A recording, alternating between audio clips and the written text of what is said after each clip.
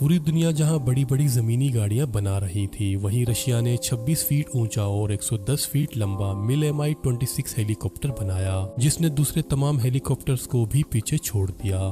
اس joint ہیلی copter کا ٹیک of wait تقریباً 56 ton ہے، جو کہ 10 بڑے افریقن ایلیفنٹ کو لے جانے کے لیے کافی ہے۔ امریکن AH-64 اپاچی ہیلی کاپٹر کے مقابلے میں، جس کا ٹیک آف ویٹ 10,432 kg ہے، مل Mi-26 ہیلی کاپٹر کا ٹیک آف ویٹ 55,700 kg ہے۔ 500 میل کی پرواز کی حد کے ساتھ مل Mi-26 کو بڑے پیلوٹس کو مشکل سے پہنچانے والی جگہوں تک حفاظت سے پہنچانے کے لیے بلایا جاتا ہے۔ اس ہیلی کاپٹر کا day to day work normally دوسرے چھوٹے ہیلی کاپٹرز کو ایک جگہ سے دوسری جگہ منتقل کرنا ہے، لیکن اسے غیر معمولی مشن کے لیے بھی استعمال کیا جاتا ہے، جیسے کہ اس نے ایک بار 2300 سال پرانے فریز وولی ماموت کی باڈی کو سائبیریا کے برفانی علاقوں سے باہر نکالنے میں مدد کی تھی۔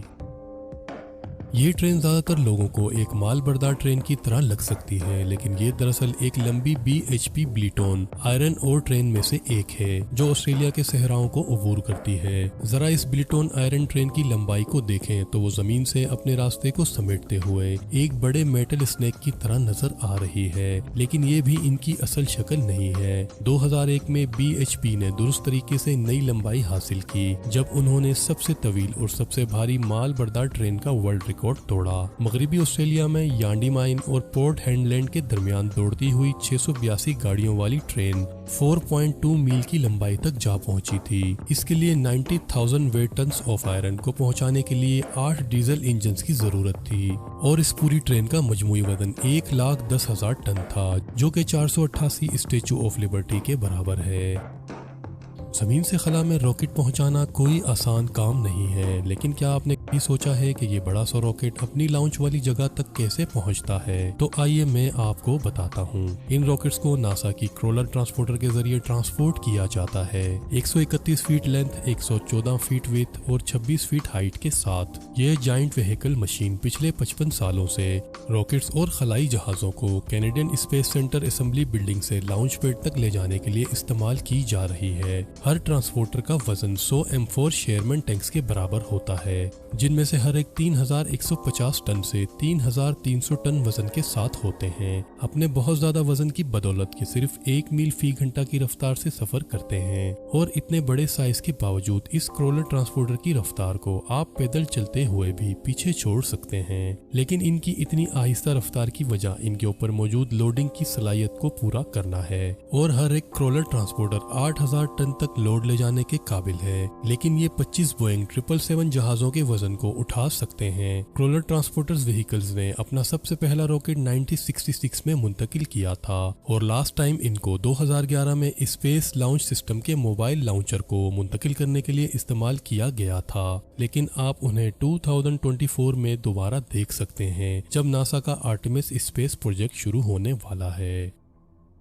یہ فوٹو دنیا کی سب سے لارجسٹ ویلی جیپ ریپلیکا ہے، جو کہ ابو دھابی کے شیخ حماد بن حمدان النیان کی ملکیت ہے۔ یہ ایک اسٹینڈرڈ ویلی جیپ سے 4 گنا بڑی ہے، اور ایک آدمی کے اسکیل کے لحاظ سے آپ دیکھ سکتے ہیں کہ یہ واقعی میں کتنی بڑی ہے۔ اگرچہ یہ ایک ریپلیکا نظر آتا ہے، لیکن حقیقتاً یہ موٹرائزڈ ہے، اور دنیا کی سب سے بڑی موٹرائزڈ ماڈل کار کا گنیز ورلڈ ریکارڈ اس کے پاس ہی ہے۔ شیخ حماد نے یہ بتانے سے انکار کر دیا ہے کہ اس 20 فیٹ اونچی جائنٹ ویلی جیپ کے موٹرائزڈ ریپلیکا پر کتنی رقم خرچ ہوئی، لیکن ایسا مانا جاتا ہے کہ ان دیو ہیکل ارتھ موورز ٹائرز کی قیمت $40,000 ہے۔ یہ ایک بڑی ویلی جیپ تو ضرور ہے، لیکن اس کو چلانا پریکٹیکلی پاسبل نہیں ہے۔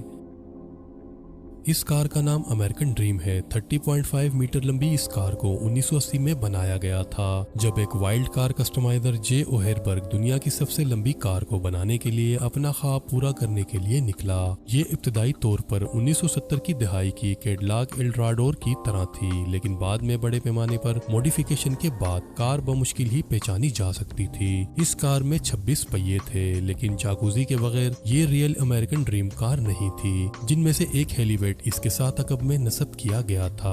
ان تمام تراشوں اور خراشوں کے ساتھ اس کار کی قیمت 1980 کی دہائی میں $2 ملین تھی، لیکن افسوسناک بات یہ تھی کہ یہ امریکن ڈریم اتنا طویل نہیں تھا۔ اس کا استعمال تب تک ممکن تھا جب تک یہ سیدھی لائن میں جا رہی ہو، اور ساتھ ہی اسے 1 میل کا فاصلہ طے کرنے کے لیے 4 لیٹر فیول کی ضرورت تھی۔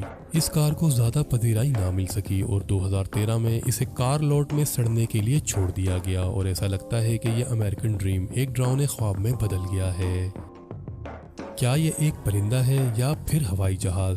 जी हाँ, ये एक हवाई जहाज है, लेकिन ये किसी भी जहाज की तरह नहीं है। ये एनाटोव 225 मिरिया है जो दुनिया का सबसे भारी और सबसे बड़ा सिंगल फ्यूजिलेज हवाई जहाज है, जिसे कोसाक्स के नाम से भी मौसूम किया जाता है। ये strategic airlift cargo aircraft Ukraine में उस वक्त डिजाइन किया गया था जब ये 1980s में सोवियत रूस के कंट्रोल में था। इसका इब्तदाई मकसद नासा के क्रोलर ट्रांसपोर्टर की तरह था। सोवियत खलाई जहाज बुरान को काजाकिस्तान में इसके लॉन्चिंग पैड तक पहुंचाने के लिए लैंडिंग और टेक ऑफ के दौरान भारी भरकम पेलोड को सहारा देने के लिए कोसाक्स को लैंडिंग गियर में 32 इजाफी पहियों के साथ डिजाइन किया गया था, जिससे इसके बड़े जिस्म को इजाफी मदद मिलती थी।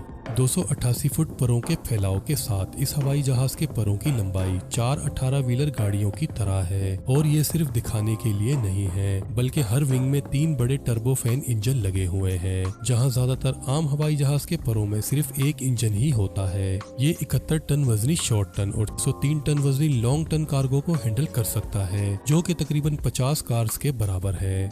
कोसाक्स को पहले सिर्फ मिलिट्री ट्रांसपोर्टेशन के लिए इस्तेमाल में लाया जाता था, लेकिन बाद में इसे एनाटोव एयरलाइन ने कमर्शियल करियर के तौर पर बहाल किया। अब इसका नया काम मामूल के रोजमर्रा के मुसाफिरों के लिए इजाफी और बड़े पेलोड लाना है। आज की वीडियो में बस इतना ही। उम्मीद है